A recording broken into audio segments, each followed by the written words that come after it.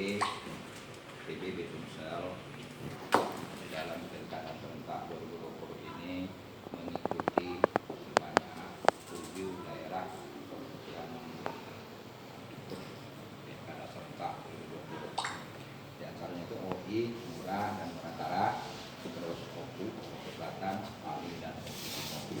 Dari 7 daerah ini 6 yang kami usung, 1 yang kami usung.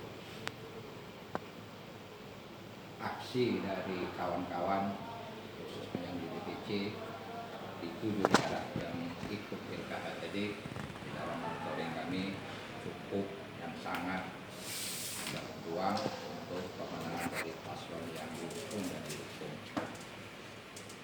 Contoh yang sudah kami terjun ke daerah untuk OI, di situ ada kader yang terpilih sebagai anggota dewan di DPRD RI, sekaligus merangkap sebagai ketua DPC. Cukup, bukan lagi cukup, bahkan berani mengeluarkan finansial pribadi demi komitmen dengan paslon yang diusung tadi.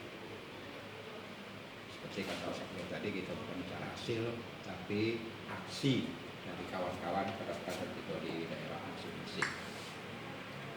Contoh dari tim, mereka sudah membuat semacam kerangka data atau dukung hasil rekrutmen di lapangan, itu ditawarkan ke tim induk dari paslon. Jadi rata-rata per daerah itu